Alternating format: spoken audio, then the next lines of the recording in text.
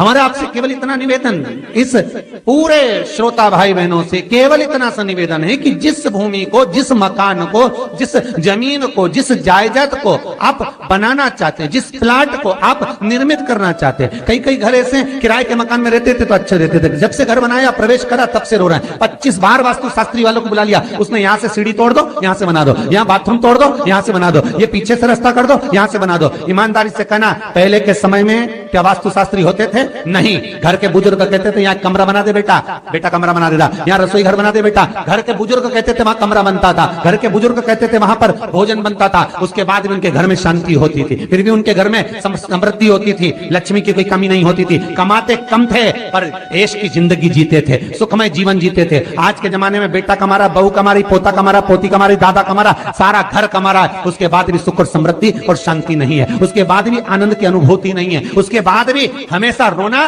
केवल सुख का होता है। जरा सा घर में 4 लोग रह रहे हैं पर चारों के मुंह भगोने जैसे रहते हैं, एक तपेले जैसा मुंह, एक भगोने जैसा मुंह, एक थाली जैसा मुंह, एक बल्टोई जैसा मुंह, सब कोई बोलने को तैयार नहीं, क्योंकि जब जब बोले तो बर्तन की आवाज आए तो बोलेगी। एक माँ बैठी टीवी के सामने, एक माँ बैठी, एक सोफे पे बैठा, बोले ही नहीं आपस में।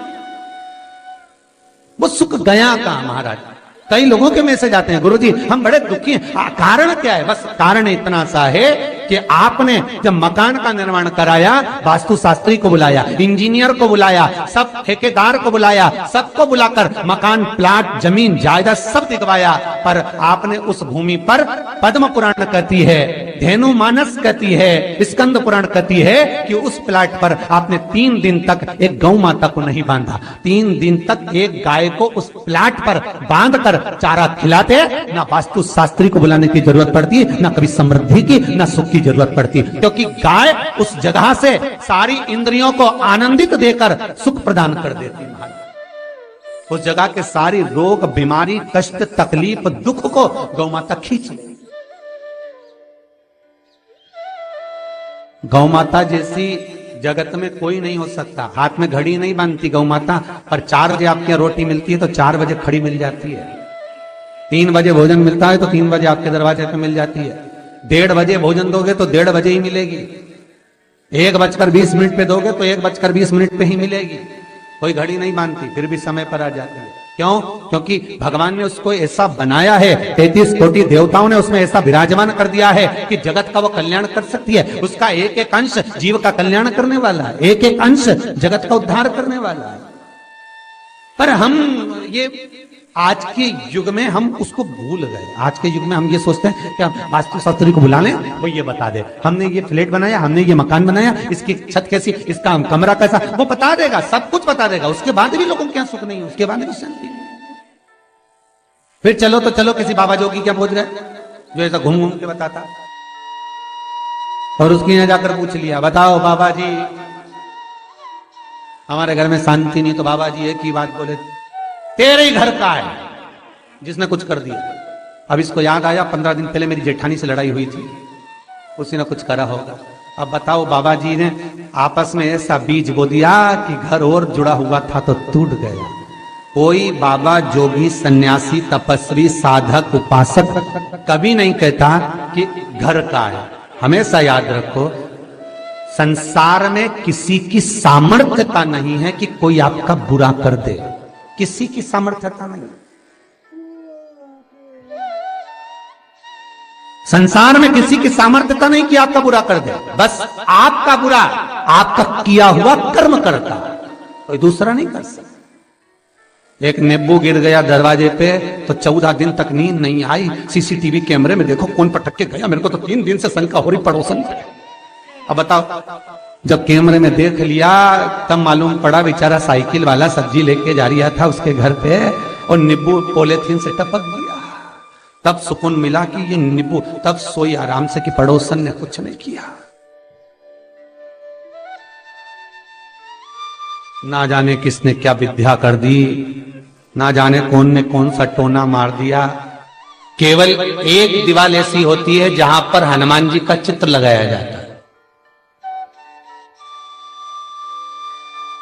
चाहे तुम पर्वत उठाने वाला चित्र लगाओ हनुमान जी का, चाहे बैठे हुए लगाओ, चाहे रामायण पढ़ने वाला लगाओ, चाहे लंका दहन करने वाला लगाओ, चाहे राम नाम जपने वाला लगाओ, चाहे लक्ष्मण को संजीवनी देने वाला लगाओ, चाहे मौन मुद्रा में लगा दो, चाहे स्तुति में लगा दो, चाहे भजन में लगा दो। हनुमान जी का कोई भी चित्र लगता है तो ना पूरब में लगेगा, ना पश्चिम में लगेगा, ना दक्षिण में लगेगा। हनुमान जी का अगर चित्र लगता है तो उत्तर की दीवार में दक्षिण को देखते हुए लगता है, केवल एक ही स्थान।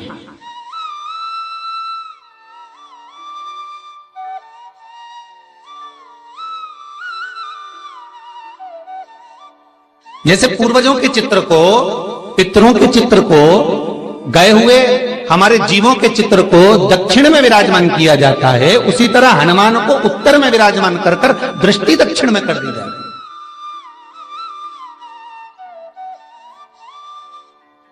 घर में हनुमान जी के जितने फोटो होते हैं उसको केवल दक्षिण दिशा में लगा और उत्तर दिशा में लगा बिठा देते हैं, और दक्षिण की ओर उनकी दृष्टि होना चाहिए, दक्षिण की ओर उनका मुख होना चाहिए।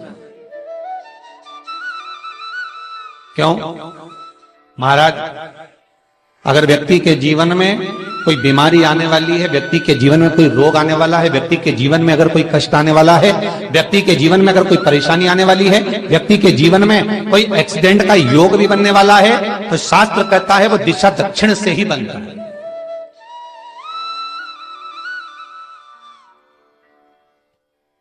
ये दक्षिण जो दिशा है ये यम की दिशा है। यहां संपूर्ण परिवार के साथ यमराज अपने आनंद में निवास करता है, यम दिशा।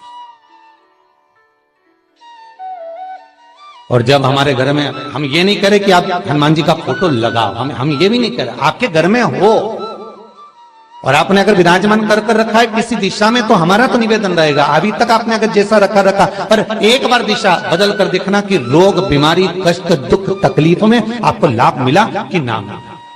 हनुमान जी ने केवल दक्षिण दिशा की ओर अगर मुख कर हमने विराजमान कर दिया, फोटो ही विराज दिया। हम ये नहीं कहेंगे आपसे कि आप बाजार से फोटो खरीद कर लाओ फिर लगाओ, नहीं, आपके घर में हो तो आप लगा दीजिए, आपके घर में हो तो विराजमान करें।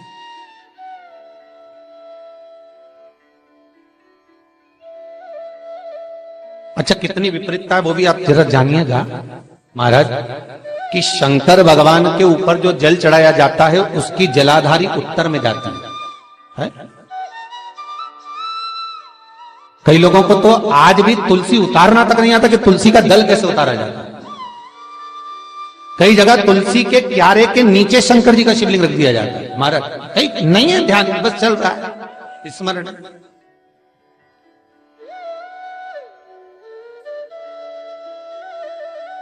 भगवान शिव का जो जल जा रहा है वो उत्तर की ओर जा रहा है, और हनुमान जी को उत्तर में विराजमान कर कर मुख दक्षिण की ओर कर दिया गया। क्यों? प्रबल दिशाओं में उत्तर और दक्षिण महाराज, ये जो दो दिशाएं इनको साधने के लिए कोई देवता आगे नहीं आता। अगर इन दिशाओं को कोई साधने वाला है तो केवल एक देवाधिदेव महादेव ही हो सकता है। काल का हरण करने वाला वो महाकाल ही हो सकता है। शंकर का ही एक अवतार है हनुमान जी महाराज, रुद्र अवतार महाराज। हनुमान जी से कहा तुम दक्षिण की ओर दिशा पर संभालिए, शिव जी कहते हैं मेरा जल जब उत्तर की ओर जाएगा तो इस दिशा को मैं संभालू, चिंता ना करिए। किसी लड़का और लड़की का विवाह नहीं हो रहा, 30 साल हो गए, 32 साल हो गए, 34 साल हो गए, लड़का लड़की का विवाह ही नहीं हो रहा। बहुत टेंशन है माता पिता। कोई मंगली है, कोई मांगलिक है, थोड़ा धीरे कम करो, प्लेन रखो। कोई मांगलिक है, कोई मंगल है, संबंध हो ही नहीं रहा, बहुत प्रयास कर रहे हैं, बहुत। 4 दिशा का स्मरण करिए, पूरब पश्चिम उत्तर दक्षिण। हथेली पर आटे का दीप लगाइए, घी भर लीजिए और 4 बत्ती उसमें अलग अलग रख लीजिए महाराज। थोड़ा सा पीला चावल हल्दी में कर कर उसमें डाल लीजिए। जो लड़का और लड़की का विवाह करना उसी के हाथ में देना है। और देव उठनी एकादशी के दिन, जिस दिन देवता उठेंगे, जिस जगह पर तुलसी शालिग्राम का आप पूजन करते हो, गन्ने के नीचे, ईख के नीचे तुलसी का क्यारा रखकर पूजन करते हो। वहां पर भगवान शिव और भगवान नारायण का नाम लेकर उस दिए को लगवा दीजिए और वहीं पर हल्दी का तिलक उस लड़का या लड़की का कर दीजिए और उसके हाथ में थोड़ी सी हल्दी लगा दीजिए। महाराज 2.5 महीने 3 महीने तो बहुत हो गए, उस बच्चा और बच्ची का विवाह पक्का हो जाए।